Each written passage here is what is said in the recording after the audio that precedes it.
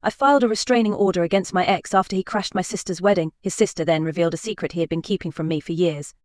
I, 28F, never thought I'd be writing this, but here I am. Last weekend, my sister Vanessa, 32F, got married to her longtime boyfriend Mark, 34M. It was supposed to be a beautiful day, but my ex-boyfriend Tanner, 30M, showed up uninvited and ruined everything. To understand how we got here, I need to go back to the beginning. I met Tanner 4 years ago at a mutual friend's barbecue. I had just moved to the city for a new job that didn't know many people. Tanner was charming and funny, and we hit it off immediately. He worked as a graphic designer for a local advertising agency, and I was impressed by his creativity and passion for his work. Our relationship moved quickly. Within a few months, we were spending most of our free time together. Tanner introduced me to his friends and family, and I felt like I had finally found my place in the city. His sister Gemma, 32F, and I became close friends, often going shopping or grabbing coffee together. For the first year, everything seemed perfect. Tanner was attentive and romantic. He'd surprise me with little gifts or plan spontaneous weekend trips. We talked about our future together, even discussing marriage and kids.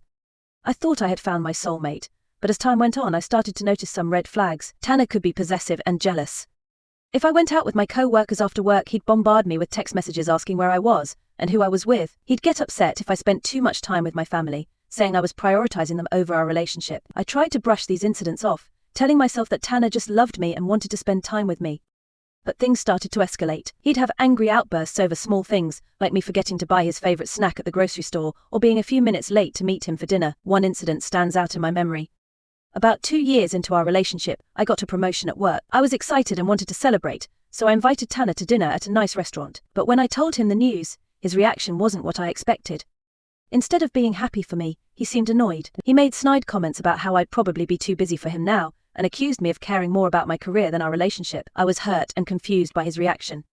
This was a pattern I'd noticed more and more. Any of my successes or achievements seemed to threaten him. It was as if he couldn't be happy for me, unless he was doing better than me. Despite these issues, I stayed with Tanner.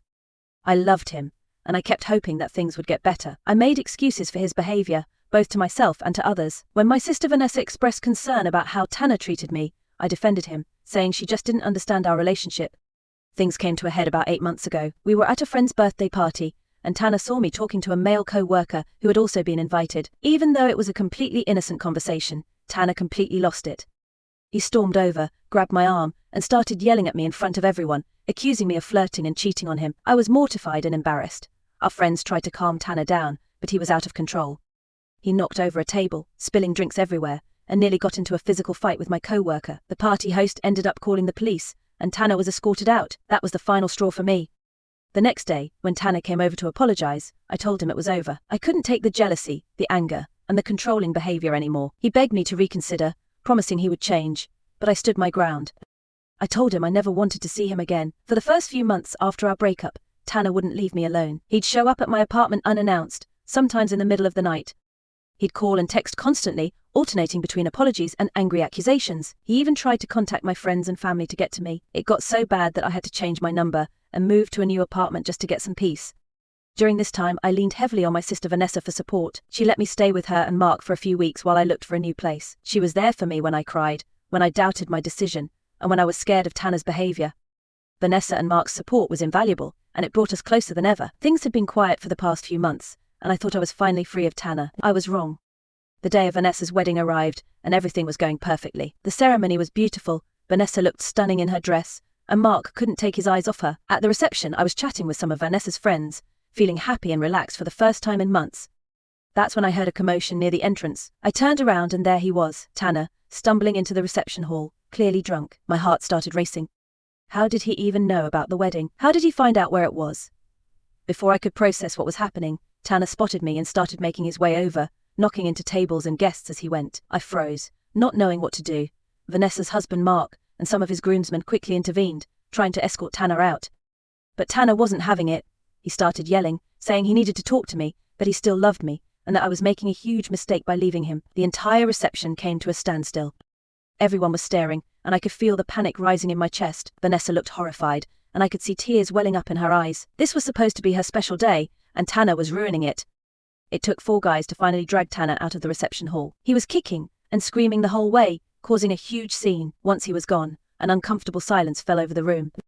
Vanessa's new mother-in-law tried to lighten the mood by asking the band to start playing again, but the damage was done. The joyful atmosphere of the wedding had been shattered. I was a mess for the rest of the night. I kept apologizing to Vanessa and Mark, feeling guilty that my ex had ruined their wedding. They were understanding, but I could tell they were upset. Some of the older relatives were whispering and giving me disapproving looks, as if it was somehow my fault that Tanner had shown her fault. After the reception, I went back to my apartment, feeling drained and humiliated. I thought I had moved on from Tanner, but his appearance at the wedding brought back all the painful memories of our relationship. I couldn't sleep that night, replaying the events in my head and wondering how things had gone so wrong. The next morning, I woke up to a flood of messages from Tanner. He was apologizing for his behavior, saying he didn't mean to cause a scene, and begging me to give him another chance. I didn't respond to any of them. I thought I had made it clear that I wanted nothing to do with him, but apparently, he still hadn't gotten the message. Now, I'm at a loss for what to do. I'm worried that Tanner might try to contact me again or show up at my workplace. I'm also dealing with the fallout from the wedding incident. Some of my family members think I should get a restraining order, while others are suggesting I talk to Tanner and hear him out. I don't know what the right course of action is. Part of me wants to just ignore everything and hope it all blows over, but another part of me is scared that Tanner might escalate things if I don't address the situation. I'm also worried about the strain this has put on my relationship with Vanessa and her new husband. They say they don't blame me, but I can't help feeling responsible for ruining their special day. Has anyone been in a similar situation? How did you handle it? I could really use some advice on how to move forward from this mess. Update 1. It's been about a month since my last post, and a lot has happened. I want to thank everyone who commented and offered advice.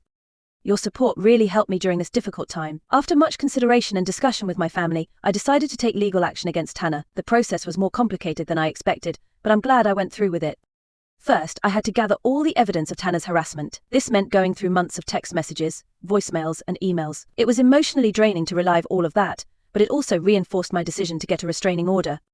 I had forgotten just how persistent and manipulative Tanner had been. I also reached out to friends and family who had witnessed Tanner's behavior, asking them to provide statements. My friend Sarah, who was at the birthday party where Tanner had his big blow-up, wrote a detailed account of what happened that night.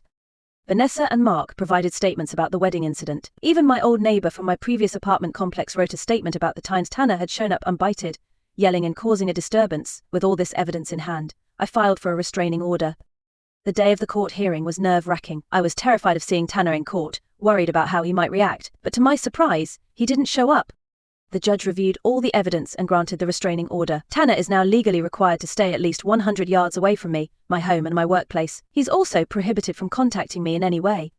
The restraining order has given me a sense of security that I haven't felt in a long time. I can go to work without constantly looking over my shoulder, wondering if Tanner might show up. I can relax in my apartment without fearing a knock on the door.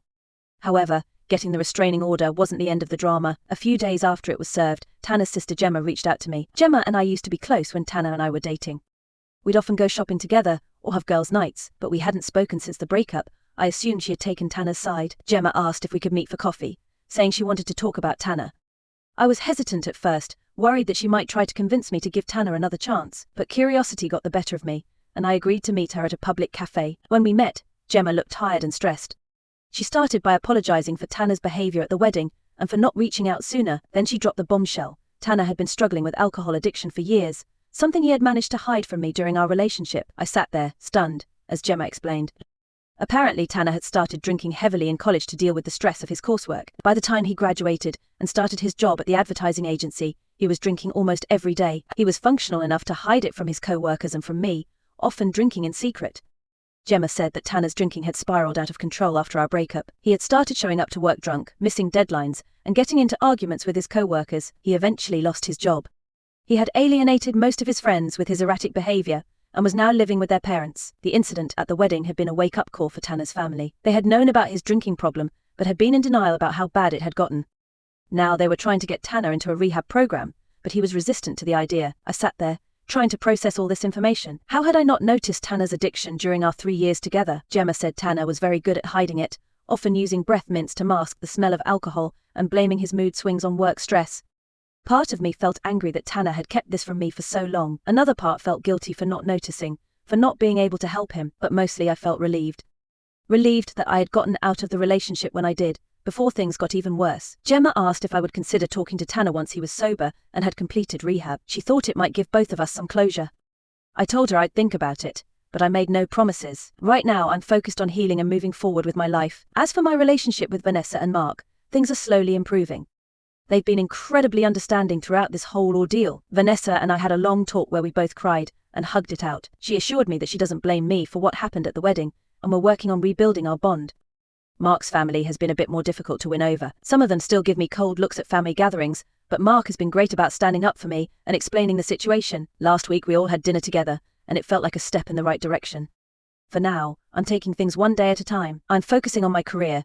I recently took on a big project at work that's been keeping me busy and challenged. I'm also spending more time with friends who have been incredibly supportive throughout this whole ordeal. I know I have a long way to go, but for the first time in months, I feel like I can breathe again. The restraining order has given me peace of mind, and knowing the full story about Tanner has helped me find some closure. Thank you all again for your support and advice. I'll update again if anything significant happens. Update 2. It's been about 3 months since my last update, and I wanted to share some new developments. First, the good news. The restraining order against Tanner has been working well. He hasn't attempted to contact me or come near my home or workplace. It's been a relief to go about my daily life without constantly looking over my shoulder. Vanessa and Mark returned from their honeymoon, and we've been spending more time together. They've been incredibly supportive, and our relationship is stronger than ever. We even laugh about the wedding incident now, calling it the great explosion of 2023. It feels good to be able to joke about it, even if it still stings a little. Now, for the more complicated part of the update. About a month ago, I received a letter from Tanner. Before you worry, he didn't violate the restraining order. The letter came through his lawyer, which is apparently allowed. In the letter, Tanner apologized for his behavior at the wedding, and throughout our relationship. He explained that he had completed a 60-day rehab program and was now 3 months sober. He acknowledged the pain he caused me and said he was working on making amends as part of his recovery process. The letter also included an invitation. Tanner asked if I would be willing to meet with him in a public place with a mediator present, so he could apologize in person and we could have a conversation about our past. He stressed that he wasn't asking for reconciliation, just an opportunity for closure. I was conflicted about how to respond. On one hand, I appreciated that Tanner was taking steps to better himself and wanted to make amends. On the other hand, I worried that meeting him might undo all the progress I've made in moving on. I spent days mulling over the decision. I talked it over with Vanessa, who was supportive but cautioned me to prioritize my own well-being. I also reached out to my friend Sarah, who had been there for me throughout the breakup. Sarah was more skeptical, worried that Tanner might try to manipulate me into getting back together. After a lot of soul-searching, I decided to agree to the meeting. We set it up at a neutral location, a conference room at my therapist's office, with my therapist present as a mediator. The day of the meeting arrived, and I was a bundle of nerves. As I waited in the conference room, I couldn't help but remember all the good times Tanner and I had shared, as well as the painful moments that led to our breakup. When Tanner walked in, I was struck by how different he looked. He was thinner, with dark circles under his eyes, but there was also a clarity in his gaze that I hadn't seen in a long time. He seemed nervous, fidgeting with the hem of his shirt as he sat down. The meeting was intense. Tanner stuck to his word about not asking for reconciliation. He apologized for his behavior, both during our relationship and after.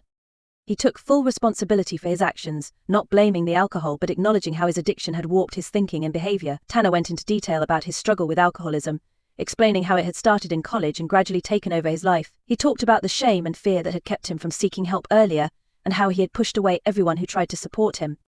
I had the chance to express how his actions had affected me, the fear, the stress, the embarrassment. I told him about the anxiety I still feel sometimes, the way I flinch when I hear a loud voice or see someone who looks like him from a distance. It was cathartic to say these things to his face and have him truly listen. We also talked about the good times we had shared, our first date at the local art museum, the weekend trips we took to the beach, the nights we stayed up late talking about our dreams for the future. It was bittersweet to reminisce about these moments, knowing that they were now firmly in the past. By the end of the meeting, I felt a weight lift off my shoulders. It wasn't magical or earth-shattering, but it was closure. I wished Tanner well in his recovery but made it clear that I had no interest in having him in my life moving. As I left the meeting, I felt proud of myself. Proud for setting boundaries, for standing up for myself, and for being strong enough to face my past head-on. It wasn't easy, but I knew it was an important step in my healing process. In the days following the meeting, I found myself reflecting on everything that had happened. I realized that while Tanner's addiction explained some of his behavior, it didn't excuse it. I felt more confident in my decision to end the relationship and maintain my boundaries. I know this journey isn't over.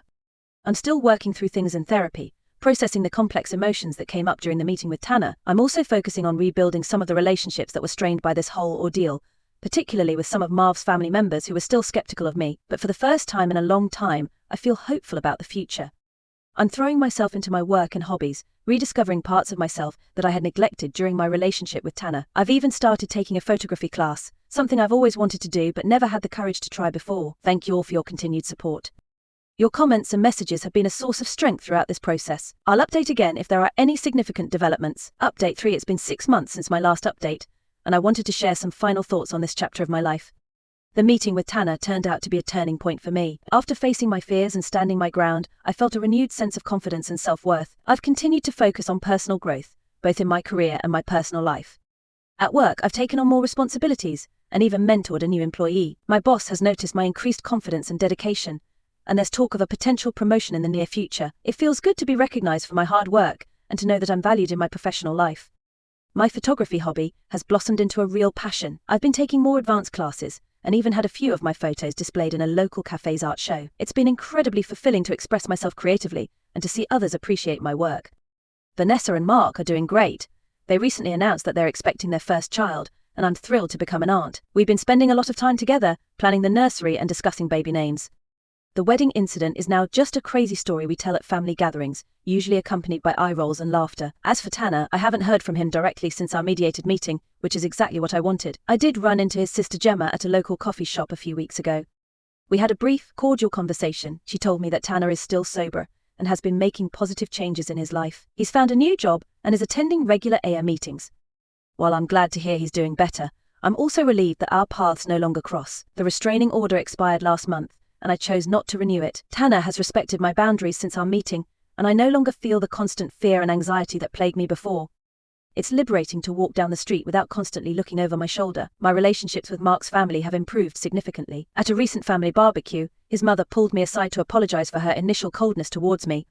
She admitted that she had misjudged the situation and me. It was a touching moment, and I feel like I've truly been accepted into their family now. Looking back on this whole experience, I've learned a lot about myself. I've discovered an inner strength I didn't know I had. I've learned the importance of setting and maintaining healthy boundaries. And most importantly, I've learned that it's okay to prioritize my own well-being and happiness. I've also started dating again, cautiously. I met a nice guy named Alex, 31M, at my photography class. We've been on a few dates, and while it's too early to say where it might lead, it feels good to be open to the possibility of a new relationship. I'm taking things slow, making sure to communicate openly and maintain my boundaries. To anyone who might be going through a similar situation, I want you to know that it does get better. It's not easy, and it doesn't happen overnight, but with time, support, and a lot of self-reflection, you can come out stronger on the other side. Thank you all for being part of this journey with me. Your support and advice have been invaluable. While this will be my final update on this situation, I'm leaving this post up in hopes that it might help someone else who finds themselves in a similar position.